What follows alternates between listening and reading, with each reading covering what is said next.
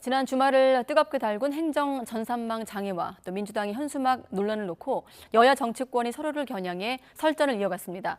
채 5달이 남지 않은 총선과 관련된 각 당 내부 상황도 바쁘게 돌아가고 있습니다. 취재기자 불러보겠습니다. 김경수 기자. 네, 국회입니다. 네, 국민의힘은 행정 전산망 마비에 대해서 또 민주당은 청년 비하 논란 현수막 문구에 대해 각각 사과를 했는데 서로를 향한 비난도 했나 봐요. 네, 오늘 오후 열린 최고위원회의에서 국민의힘 김기현 대표는 지난주 금요일 정부 행정 전산망 장애로 국민이 불편과 피해를 겪었다며 송구하다고 밝혔습니다. 행정망 먹통 원인과 복구 지연 원인을 면밀히 따져야 한다며 정부와 재발 방지책도 마련하겠다고 강조했습니다. 입이 10개라도 할 말이 없는 사태라고 생각합니다. 여당을 대표해서 국민 여러분들께 송구하다는 말씀을 올립니다. 디지털 재난에 준하는 이번 사태에 대해 정부 측에서도 보다 책임 있는 자세로 임해 주시기를 바랍니다. 네, 국민의힘은 동시에 청년 비하 논란이 불거진 민주당 현수막 문구를 겨냥해 맹비판했습니다.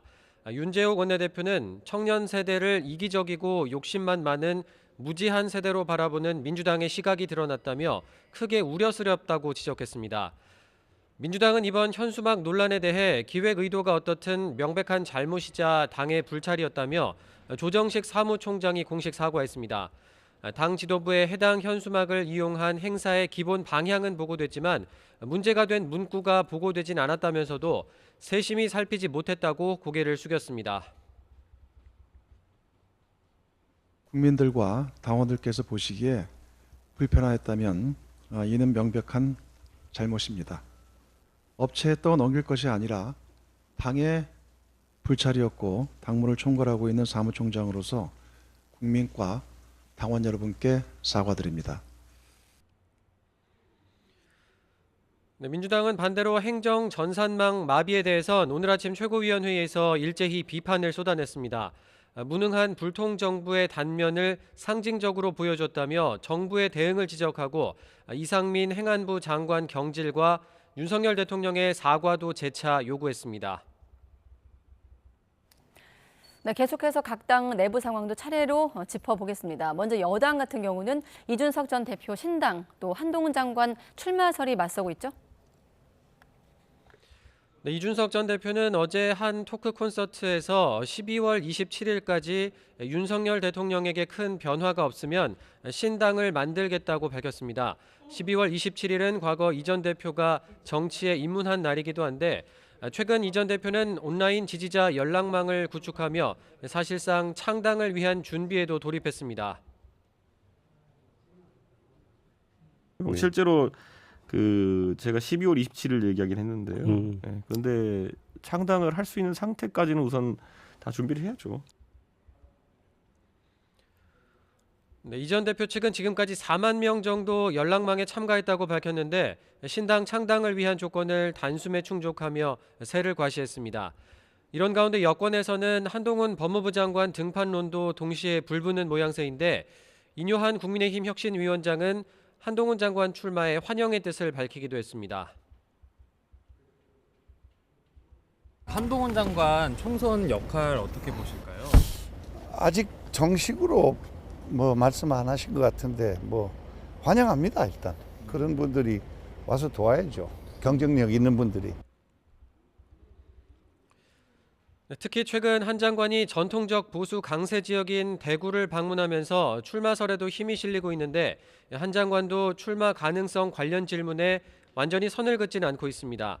이미 한 장관 출마를 기정사실화하고 한 장관이 어떤 형식으로 정치에 입문할지에 대한 다양한 시나리오도 여권에서 거론되고 있는데요.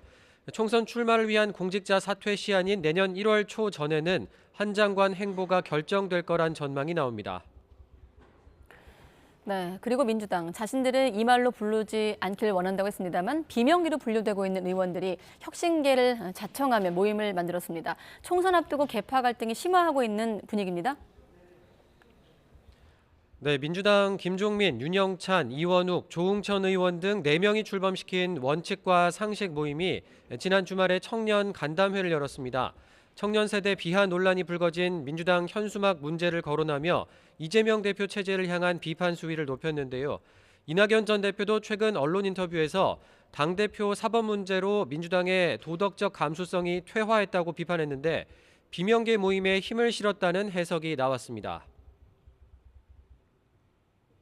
네, 이건 뭐 꾸준히 여러 사람이 지적을 했던 거고 저도 공감을 할 뿐만 아니라 이낙연 전 대표도 꾸준히 문제를 제기했던 건데요. 조금 더 강한 톤으로 얘기를 한 거죠. 네, 하지만 친명계, 당내 주류는 비명계 의원들이 총선 공천을 못 받을까 봐 집단 행동에 나선 거라며 평가절하하고 있습니다. 혁신 모임에 공감하는 의원 숫자가 50명에 이른다는 주장과 달리 당장은 모임에 함께하는 의원들이 많지 않을 거라고도 보고 있습니다.